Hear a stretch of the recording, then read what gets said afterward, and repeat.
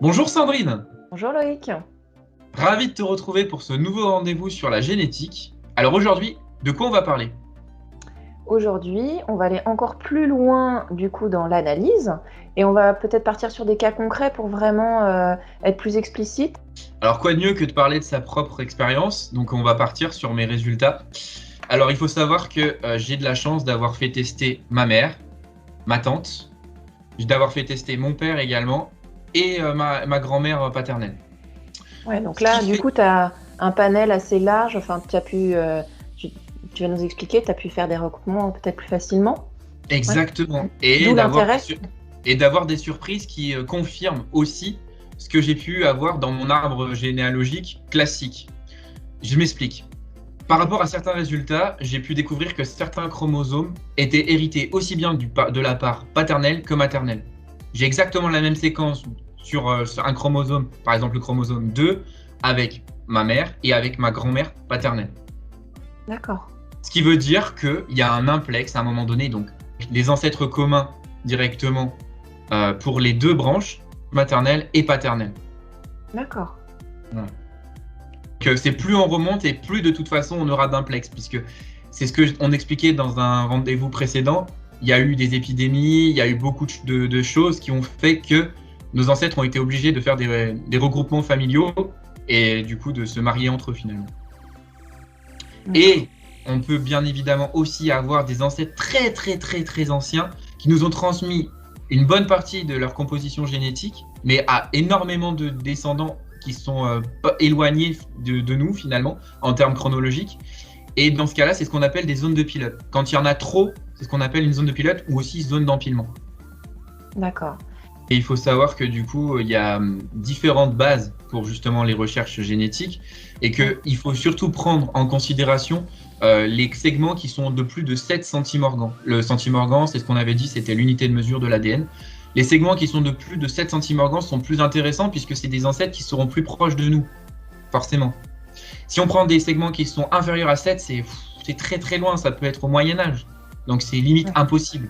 C'est pas possible de remonter aussi haut. Dans la majorité des cas, il y a des lacunes. Avec les actes notariés, on peut pas forcément remonter au Moyen-Âge puisqu'il n'y a pas forcément des notaires qui ont été conservés à cette période-là.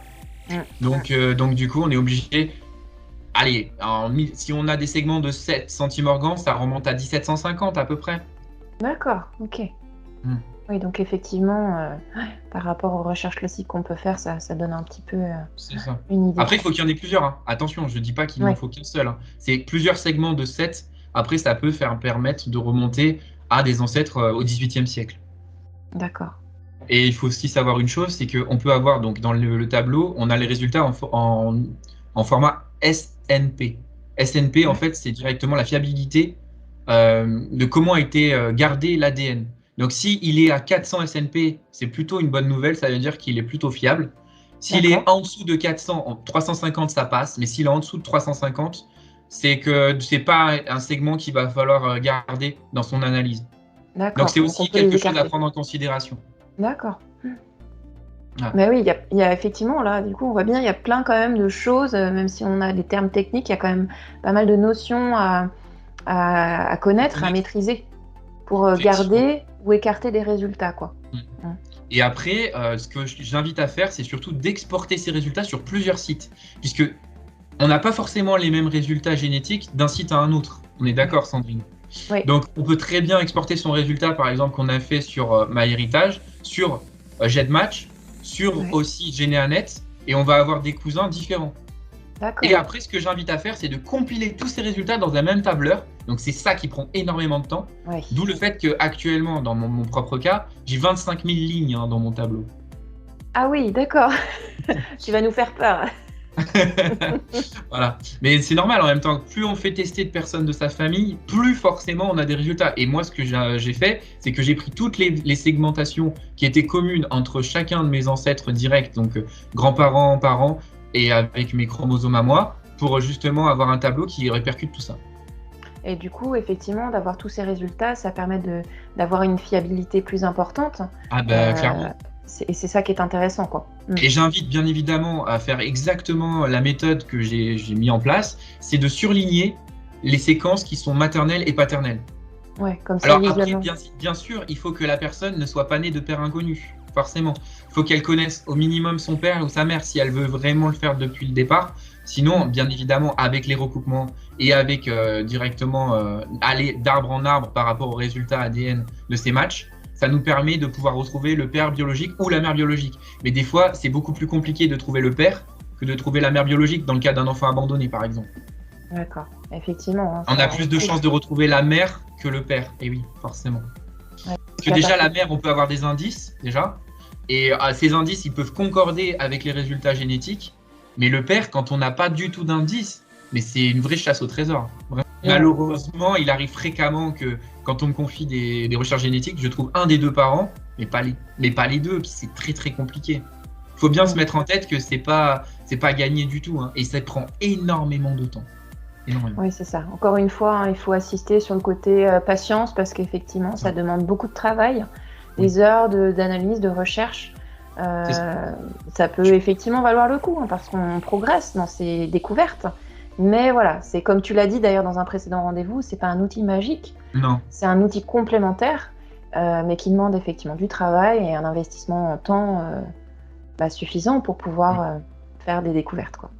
C'est bien le message que je veux faire passer. Je ne veux pas vendre du rêve en disant oui, on va vous retrouver vos origines, vos deux parents, même si vous êtes de père inconnu. Non, c'est pas possible. On peut pas comme ça en 3 jours ou en une semaine, ça viendra pas comme ça. C'est pour ça que ça va être très long et ça va dépendre bien évidemment de vos résultats génétiques. Si vous avez des matchs qui sont importants, donc match important, c'est en pourcentage par exemple. Si vous avez des matchs à 5, 8, 10%, 15%, ça va être très intéressant à travailler. Si vous avez des matchs à 1 et au-dessous de 1, ouais, là, c'est beaucoup plus compliqué. C'est ça. Il faut vraiment que les gens soient conscients de cette réalité-là. C'est aléatoire, effectivement. Les résultats, ils nous parviennent et on ne peut que les décrypter et faire avec ce qu'on a. Donc, effectivement, ça peut être par chance très probant et là, on peut progresser plus facilement et des fois plus ardu parce que les résultats sont moins fiables donc, c'est vrai qu'il faut avoir bien ça en tête, quoi.